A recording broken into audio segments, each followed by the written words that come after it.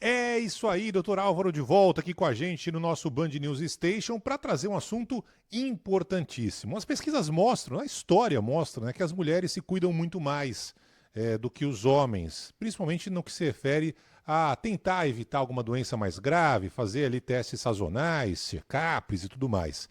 Mas estamos no chamado Novembro Azul, que é aquele momento que os homens, né, devem se lembrar de fazer exames justamente para evitar o câncer na próstata. Doutor Álvaro, bom dia para o senhor. Bom dia, Barão. Bom dia para a Roberta, Dia. para os nossos ouvintes. Nós estamos cada vez, cada mês é uma cor e cada mês é uma discussão de um assunto importante aqui para os nossos ouvintes. E o Barão comentou bem, né? A gente até brinca os médicos que o homem procura o médico 2 vezes na vida. Quando ele é pediatria, quando a mãe leva, e depois quando tem um problema muito grave. Nesse ato de tempo ele não procura, né? Então, nossa conversa é sobre o Novembro Azul, a questão de prevenção do câncer de próstata. Para Roberto, ó, tumor maligno mais comum entre homens no Brasil, excluindo os tumores de pele. É a segunda principal causa de morte por câncer em homens no nosso país. E o câncer de próstata, usualmente, ele é mais raro antes dos 50 anos. E ele tem uma apresentação clínica muito desafiadora para a gente. Ele pode ser uma doença de evolução muito arrastada, benigna, mas também pode ser muito agressivo. Então é difícil fazer diagnóstico. Às vezes o diagnóstico dele é feito numa fase mais avançada da doença. E os sintomas, usualmente, são a questão do jato urinário, dificuldade para fazer xixi, às vezes dores, sangue na urina pode ser um dos sintomas, a dificuldade urinária. Claro que quando você tem esses sintomas, uma coisa também que pode acontecer no homem é o aumento benigno da próstata. Mas, para você ter certeza disso, tem que fazer exame. E outra coisa também importante, quando a gente fala de prevenção de câncer de próstata, é ver se você tem histórico na família. Porque isso vai mudar a forma de pesquisar e rastrear isso precocemente. Então, é um câncer importante, de diagnóstico difícil. E até essas ferramentas, lá o famoso PSA, que é o teste de sangue, e o temido, uma besteira, né, temer isso, o toque retal, que as pessoas não querem fazer, fazem parte das ferramentas para diagnóstico precoce desse tipo de câncer.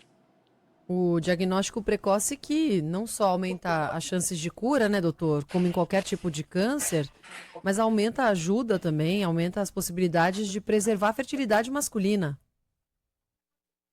Perfeito, Roberto, porque olha só, como o câncer de próstata ele tem uma evolução muito atípica, muitas vezes, pode ser rápido demais ou pode ser muito lento. Se você faz diagnóstico numa fase inicial, até uma conduta cirúrgica que pode preservar aí a questão da parte não ter disfunções, fertilidade, disfunção erétil, pode ser conjecturado. Mas num diagnóstico numa fase mais avançada, vai exigir aí condutas mais radicais no tratamento. Por isso que a gente recomenda homens acima de 50 anos, apesar de ser uma recomendação bastante discutida nos últimos anos, né? Acima de 50 anos, o ideal é a dupla. O PSA total e livre, junto com o toque retal, não isoladamente só o exame de sangue. Menos de 50 anos, qual seria o grupo elegível para fazer uma testagem? Alguém que tem algum histórico familiar de câncer de próstata. Aí valeria a pena até fazer esse screening, essa testagem, essa avaliação acima de 45 anos.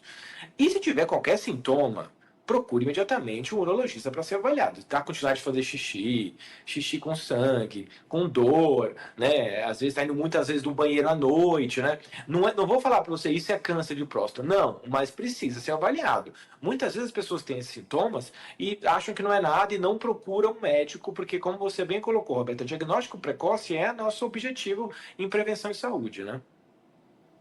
Doutor Álvaro, Robertinho, eu vou falar aqui do meu caso particular, né? Meu pai teve câncer de próstata, ele passou por todos os processos, primeiro de identificação, né? Sempre fez exame e tal, e uma hora identificou que tinha ali o problema mesmo.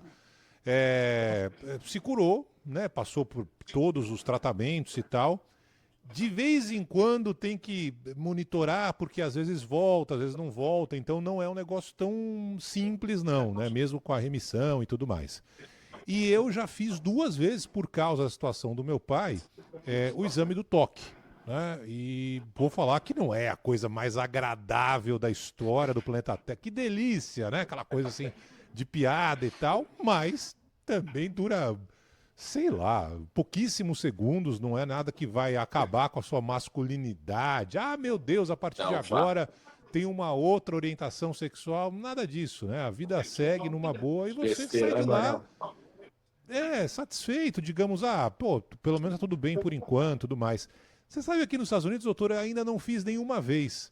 Eu tô esperando a minha próxima consulta aqui, meu próximo check-up, mas o pessoal por aqui vai só no PSA mesmo, né? Enfim, cada país tem a Pois sua é, Barão. orientação. As recomendações podem ser variadas entre os países. É, Há uma discussão da Sociedade de Urologia versus até as orientações gerais de rastreio nos Estados Unidos com relação à prevenção. E alguns locais acham que, de repente, fazer toque não é necessário.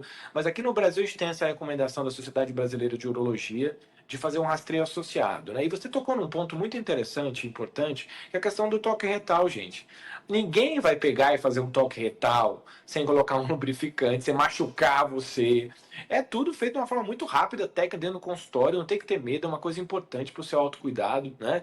Não vai, como o Barão falou, não vai diminuir nada a sua masculinidade, é uma grande besteira. O problema é você não fazer isso e ter um câncer, e ter metástase, e ter problemas que poderiam ser meramente evitados com exames simples que não mudem nada a sua vida, rápido, com um lubrificante. Então, assim, gente, besteira ficar não fazendo exames por uma questão de achar que isso vai trazer alguma mudança na sua vida, não mudar em nada. Pelo contrário, diagnóstico precoce de câncer salva a vida. Rapidinho, chegaram muitas mensagens perguntando se é verdade que tem um ultrassom que substitui o exame do toque, doutor.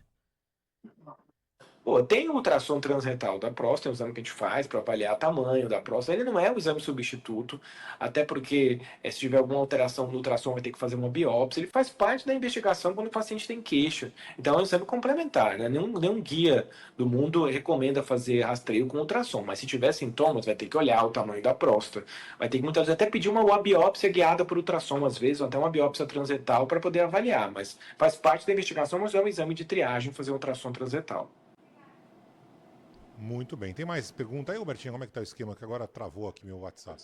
Precisamos seguir, Barão. Muitos ouvintes Então, aqui vamos embora, participando acabou pelo o tempo. Doutor Álvaro, 999-5925. pode mandar sempre, o doutor Álvaro está aqui para responder as perguntas, a gente tenta sempre fazer. Doutor, grande abraço para o senhor, muito bom tê-lo aqui e até a semana que vem. Valeu. Ótima semana para todo mundo. Valeu, doutor. Beijão pra você.